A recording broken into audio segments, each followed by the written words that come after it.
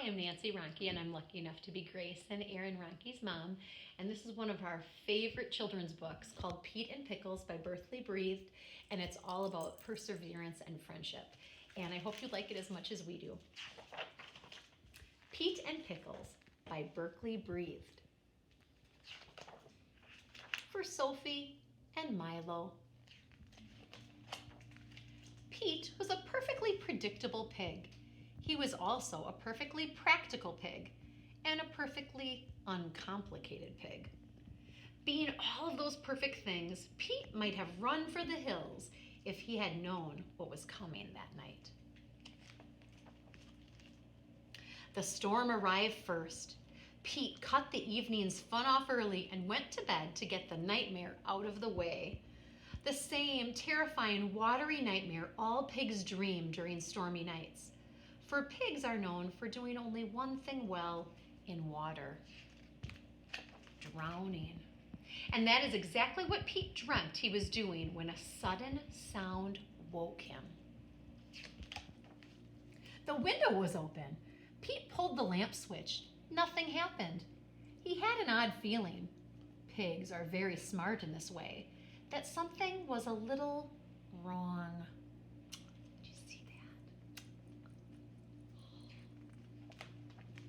Oof. Pete was suddenly grabbed, hugged really, by a wet nose, at the other end of which was a wet elephant. The beast whispered, "Shh." She said nothing else, but her eyes spoke clearly. "Help me." Then a knock at the door. A clown asked Pete if he'd seen any sign of an escaped elephant named Pickles. "There, under the couch, look carefully," Pete said. As the circus man led the sad, slumping elephant away, Pete was startled when she looked back at him and smiled. The next morning, Pete was disinfecting his house when he noticed his nightmare visitor had left behind a gift: dandelions. Ridiculous, thought Pete as he scrubbed. That afternoon, Pete took his usual short stroll. He looked down at the evening mist rolling in and saw a circus tent. He looked at the dandelion. "Ridiculous," he muttered. Today, however, Pete would take a longer walk. He soon found himself amidst the circus tents, watching a long nose plucking every dandelion within reach. Pete knew that nose, and it knew him. It plucked Pete's hat and disappeared.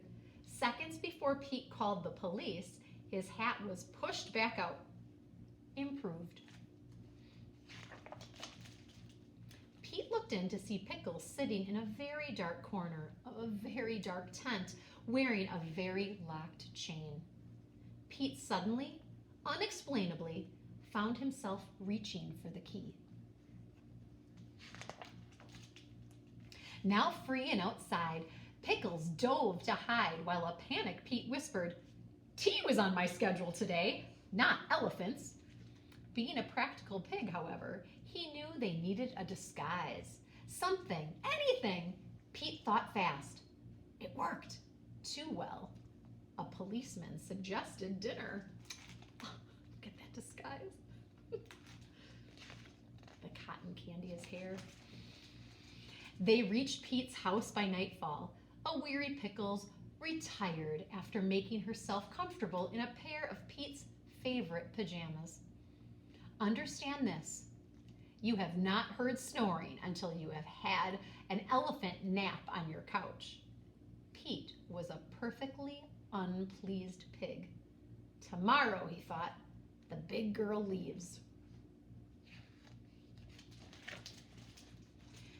Pete awoke the next day to find Pickles doing a little morning Tai Chi as if she were in China, which she certainly was not. On the other hand, Pete noticed that his house guest had made a few changes to the grounds. This time, Pete did not say ridiculous. Later that morning, Pete experienced the goosebumpily joy of a back scrubbing with his newspaper and coffee. He also discovered the limits of his bathtub. Pickles showed Pete a magazine article about high diving. She pointed to both of them. Ridiculous, Pete said. Pigs and elephants sink like bricks. Pickles smiled. After lunch, they would swan dive off Niagara Falls. And they did, sort of. On Tuesday, they sledded down the Matterhorn in Switzerland, sort of. Pete was learning that Pickles had lots of plans. On Sunday, they went to Tahiti for brunch. Pickles, as always, shared her tropical refreshment with the natives. After Paris, it was on to the lazy canals of Venice. Pete did not know any romantic Italian songs, which did not stop him from singing them.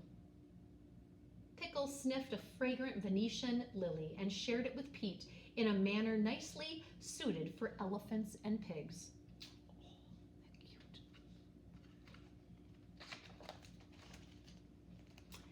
It was when Pete returned home one evening and found ballet tryouts in Moscow, soaring pair of cows over Tuscany, and house painters on his roof that his thoughts turned to his earlier life. A less complicated life, thought Pete.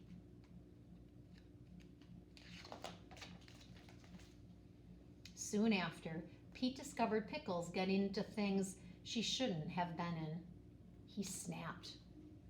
I am a predictable, practical, uncomplicated pig, or I was before, he yelled.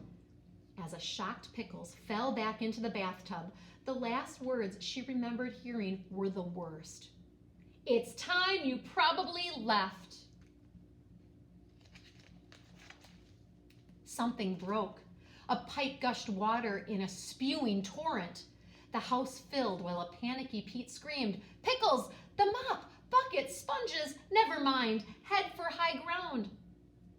Pete worried that the high ground would run out. And as a matter of fact, it did. Oh, look at that. And when all the snouts and snoots in the now flooded house were fully stretched to their furthest reach, only one had found the refuge of sweet air.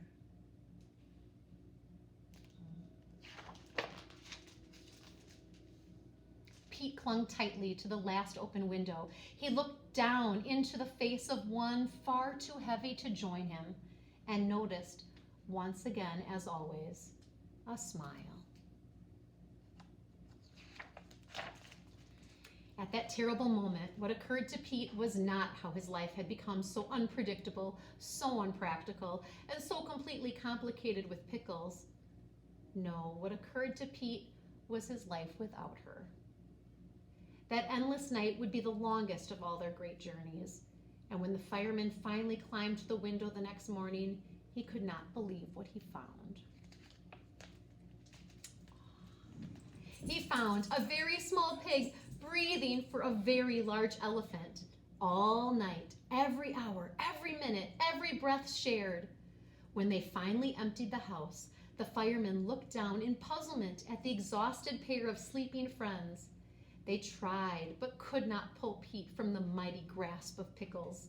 The two slept all day, through the night, and on until morning. And when they awoke to pick blueberries on the dandelion moons of Pluto, Pete sang Italian love songs. Just our favorite story. What I love about it is the author got the idea from his young daughter. She had doodled an elephant with a pig, and then he took her idea and made it into Pete and Pickles. Hope you enjoyed the read aloud. Thank you.